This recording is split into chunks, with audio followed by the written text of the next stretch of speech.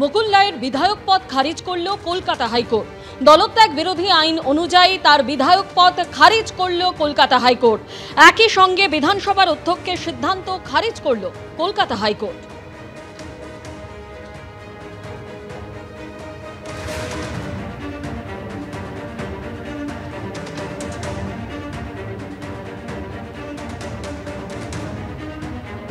মুকুল রায়ের বিধায়ক পদ খারিজ করল কলকাতা হাইকোর্ট। আর এই নিয়ে বিরোধী দলনেতা শুভেন্দু অধিকারী কি বলছেন শোনাবো। সংবিধানের জয় হয়েছে, বাবা সাহেব আম্বেদকর প্রণীত সংবিধানের জয় হয়েছে, সংবিধানের 10th শিডিউলের জয় হয়েছে। আমি অত্যন্ত খুশি। লম্বা লড়াই লড়েছি, আমরা 4 বছর ধরে লড়েছি এবং 15 বছর প্রায় হতে যাচ্ছে বিমান ব্যানার্জির নেতৃত্বে সংবিধানকে ভায়োলেট করা হয়েছিল এবং প্রত্যেকটা এর আগে সিপিএম কংগ্রেস এবং ওরা এফেক্টেড হয়েছে, কিন্তু ওরা লড়তে পারেনি। 21-এর পর থেকে বিজেপি টার্গেট ছিল।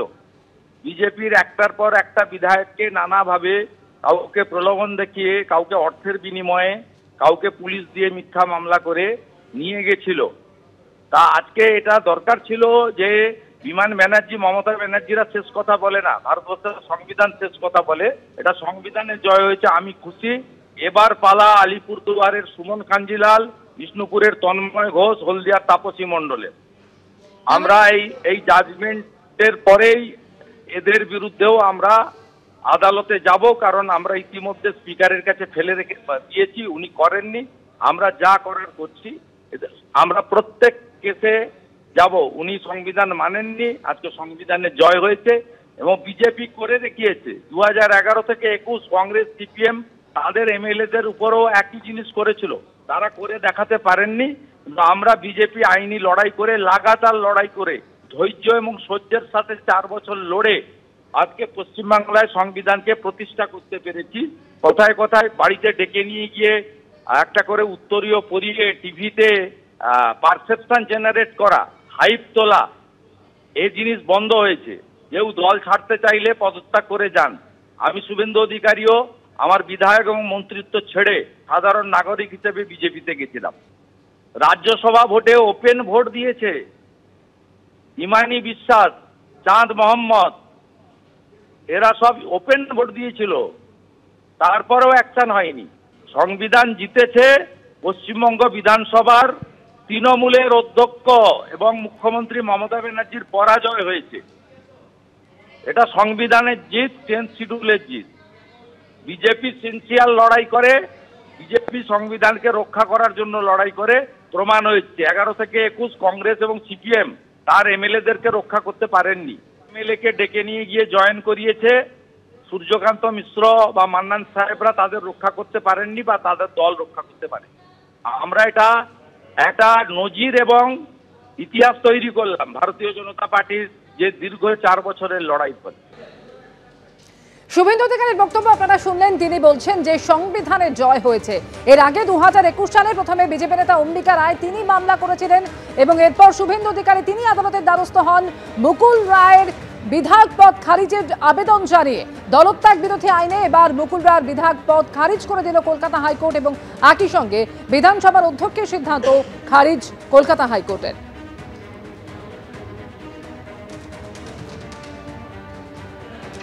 মহামান্য আদালত অর্ডার দিয়েছেন, সেটা আমি দেখব, আমি দেখে আমি সিদ্ধান্ত গ্রহণ করবো। এর বেশি আমি এখন কিছু বলবো না। এটা অনেক বিতর্কিত বিষয় রয়েছে, তো আমি ব্যক্তিগতভাবে মনে করি article 212 of constitution of India, তাতে আমাদের একটা প্রোটেকশন রয়েছে। বিধানসভার অধ্যক্ষের যে সমস্ত উনি যে কার্যকলাপ রয়েছে তার উপর সাধারণত হস্তক্ষেপ করা যায় না। কিভাবে এমনি হস্তক্ষেপ করলেন আমি রায় না দেখে কিছু বলতে পারবো না। হাইকোর্ট রায় দিয়েছেন, সেই রায় অনুযায়ী আমাকে সিদ্ধান্ত নিতে হবে এবং আমরা সেটা চিন্তা ভাবনা করে বিবেচনা করে দেখব কি করা উচিত। এবং আমি সমস্ত দিক বিচার করে আমি মুকুল রায়ের যে এগেনস্টে যে অ্যান্টি ডিফেকশন পিটিশনটা করেছিল সেই পিটিশনটা আমি খারিজ করে দিয়েছিলাম। আর মহামান্য আদালত যে অর্ডার দিয়েছেন আমি রায়টা দেখব, দেখে এক্সামিন করব, তারপর আমি সিদ্ধান্ত নেব কি করা উচিত না কি করা উচিত। দলত্যাগ বিরোধী আইন অনুযায়ী মুকুল রায়ের বিধায়ক পদ খারিজ করল কলকাতা হাইকোর্ট। আর এই নিয়ে তৃণমূল, সিপিএম, কংগ্রেস কার কি বক্তব্য শোনাবো। এই বিষয়টির উপর বিধানসভার মাননীয় অধ্যক্ষ বিমান বন্দ্যোপাধ্যায় তাঁর বক্তব্য তিনি জানিয়েছেন। ফলে হাইকোর্ট যেটা বলেছেন মুকুল রায়ের বিধায়ক পদ খারিজ ইত্যাদি, ওই নিয়ে এই মুহূর্তে এখনই কোনো মন্তব্য করব না। আর মুকুলদা শারীরিকভাবে খুবই সংকটজনক অবস্থায় আছেন, তার দ্রুত আরোগ্য কামনা করি। আর মুকুলদা তো নিজেই কনফিউজ ছিলেন কোন দলে আছেন, তো সেই কনফিউশন এই তদন্ত করতে গিয়ে মামলা মোকদ্দমার কাগজে এই কনফিউশন কোর্ট চত্বরেও সঞ্চারিত হয়েছে। তো ফলে কাগজে কলমে দিনের শেষে বিজেপির একজন এমএলএ কমেছে, তৃণমূলের কি ক্ষতি হবে? তৃণমূলের কোনো ক্ষয়ক্ষতির ব্যাপার নেই। বিজেপির এ বিষয়ে কথা বলার কোনো অধিকার নেই, কারণ যে বিজেপি একের পর এক রাজ্যে অন্য দলের বিধায়ক ভাঙিয়ে দলবদল করে সরকার গঠন করছে, দলবদল করানোর জন্য সিবিআই ইডিকে ব্যবহার করছে, তো তাদের মুখ থেকে এখানে কোনো বড় বড় কথা শুনবো না। এটা ঠিক যে মুকুল রায় ছবি দিয়ে দেখি খুবই অসুস্থ, কিন্তু তা সত্ত্বেও রায়টা যথার্থ যুক্তিসঙ্গত। আমি এই রায়কে স্বাগতই জানাচ্ছি। এটা সংবিধানের জয়, এটা দলত্যাগ সংক্রান্ত যে আইন তাকে রক্ষা করার মতন করে বন্দোবস্ত, যে কাজটা ছিল স্পিকারের অফিস ফেল করেছে, পারেনি। একই সাথে এই রায়টা যেমন মুকুল রায়ের বিধায়ক পদ খারিজের রায়, তেমনি স্পিকারের অফিসের অযোগ্যতা, অপদার্থতা এবং সংবিধান রক্ষায় ব্যর্থতা, তার বিরুদ্ধে কোর্টের রায়। মানে চুরি করলে তো আপনার পুলিশের কাছে যায়, এক্ষেত্রে যাওয়ার কোনো উপায় ছিল না। এটাকে বলে পলিটিক্যাল থেফট, রাজনৈতিক চৌর্যবৃত্তি। আমাদের এমএলএ থেকে কাউন্সিলর থেকে শুরু করে পঞ্চায়েত, পুরসভা সব প্রতিদিন পতাকা বদল করিয়েছে। আর আর হাইকোর্ট যেটা করেছেন, কোর্ট যেটা নির্দেশ দিয়েছেন, একেবারে সর্বৈব ঠিক এবং এটাই হওয়া উচিত।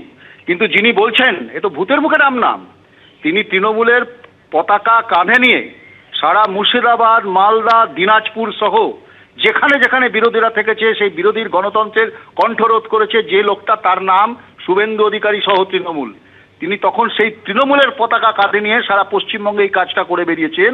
এখন ভূতের মুখে রাম নাম, এখন ওনার হঠাৎ বোধোদয় হয়েছে। তো আদালতের নির্দেশকে আমরা সর্বোপরি যা করেছে ঠিক করেছে। এই দল বদল করা, এক দলে জিতে অন্য দলে দল পরিবর্তন করাকে বলা হয় পলিটিক্যাল থেফট, রাজনৈতিক চৌর্যবৃত্তি। এই রাজ্যে এর আমদানি তৃণমূল করছে এবং বিজেপিও করেছে। এর আগে 2021-এর 11 জুন তৃণমূলে ফিরেছিলেন মুকুল রায়। ছেলে শুভ্রাংশুকে নিয়ে বঙ্গ বিজেপিতে ভাঙন ধরে তৃণমূলে ফেরেন মুকুল রায়। আর তৃণমূল ভবনে তাদের উত্তরীয় পরিয়ে স্বাগত জানিয়েছিলেন অভিষেক বন্দ্যোপাধ্যায়। ঘরের ছেলে ঘরে ফিরল, মুকুল রায়কে স্বাগত জানিয়ে বলেছিলেন তৃণমূল নেত্রী। যদিও এর সমালোচনা করে বিজেপির বক্তব্য ছিল যে নতুন ইনিংসের জন্য শুভেচ্ছা, তবে দলে থেকে বিশেষ লাভ হয়নি।